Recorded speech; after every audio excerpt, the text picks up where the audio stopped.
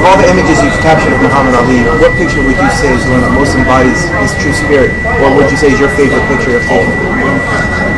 Well, I don't know. I have a lot of favorites, but I like the ones with him and children, like Africa, Zaire. I like the ones with Mandela. First went to South Africa. Well, when we first went to South Africa, we actually met him before, hung out with him for a while. And just everything for us. Could you summarize what you think makes him such a great subject for photojournalism? Well, he's a nice-looking guy. He likes a camera, and he's interesting. Everybody said that he's a dog of his dream.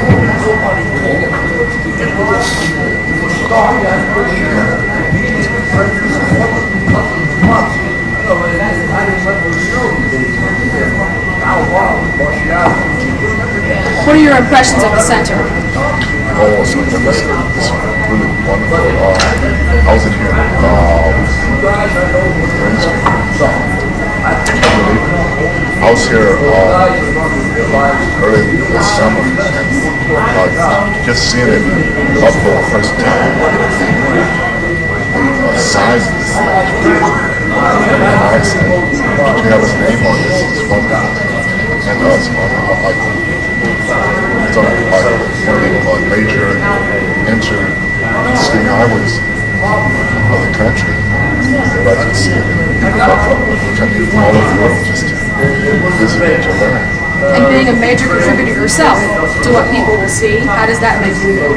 Wonderful. Me having my name associated with it is wonderful. Who are you with? I'm with Kentucky Educational Television. Thank you for talking to us. We appreciate it. Thank you for asking questions. Yeah. Has anyone ever taken a photo of you? Yeah, here lately. Yes. How does it feel to be on the other side?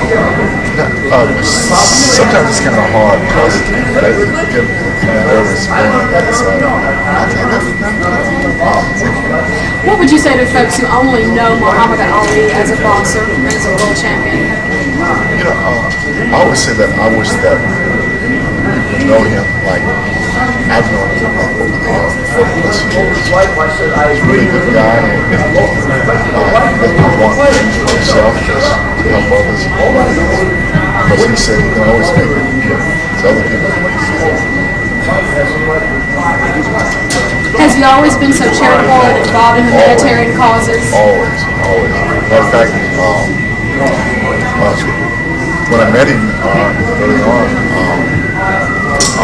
he was always giving away money and stuff. He was always offering me money, and I would say no.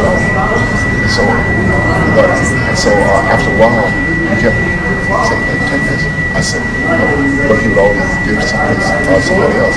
So I said, "Hey, the only reason I take this money is because if I don't take it, you give it to somebody else." But how do you think the Parkinson's disease has affected his spirit or his ability to do what he would want to do in life and leave his legacy that he wants to leave? His legacy is here, it's going to be here, and Parkinson's is a thing that he has to complaints about it. And he's not complaining about anything ever. Last question. Speaking of someone who's known him and been friends with him for over 40 years and not necessarily as a photographer, how do you think his conversion to Islam affected his life, and what changes did you see in him after that? The thing is, I think that all of the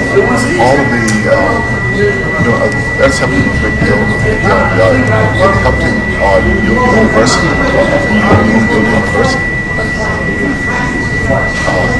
There are more Muslims in the world. What's the count? Second largest international. Right. The second largest. And so, he's learned how to cope and deal. It's helped him. Thanks very much. Thank you. Thank you.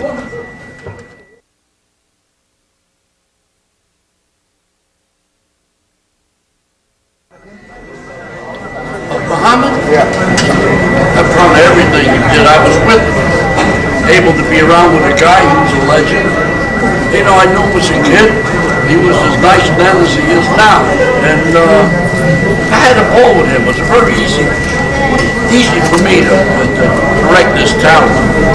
But the only thing, see, I didn't direct it like you direct a regular person, like do this, do that, do this.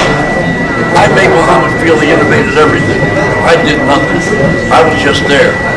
Showed a certain type of punch, come out of the ring. I said, Muhammad, that jab is really getting good. You're putting your left knee into it, and you're really driving it. And Muhammad, you really slide back. You know, and everything, he had plenty of talent. But what I put on him was the basics. Well, I did it the wrong way. If I'd have been a perseverer, he would have rejected me. So I made sure that he learned every kind of a punch in the book. And he did. But he had his own unique style, his own way of throwing punches. First big man to throw a combination.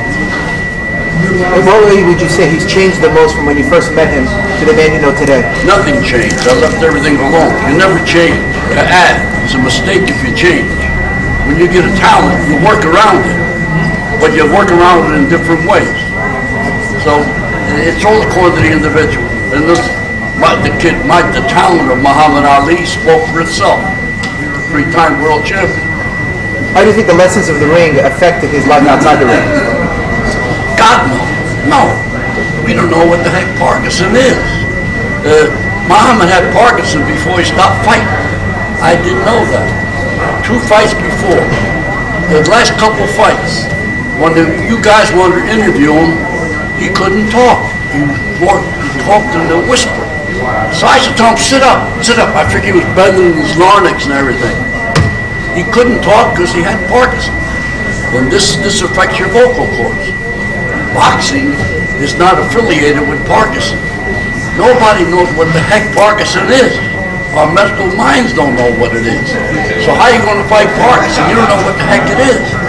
And I felt strongly that Muhammad got Parkinson, that he would lick it. If anybody could lick Parkinson, Muhammad would. How do you think the boxing champs of today compared to Muhammad?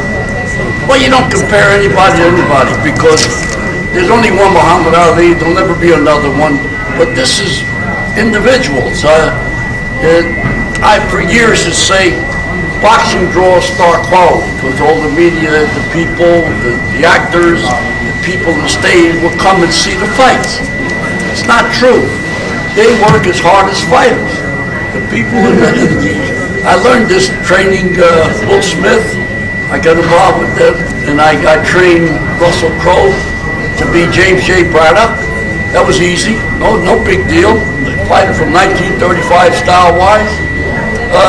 I think the attraction, they respect each other. People in the acting field are tremendous people. I got to know them because they work as hard as fighters. That's the relationship.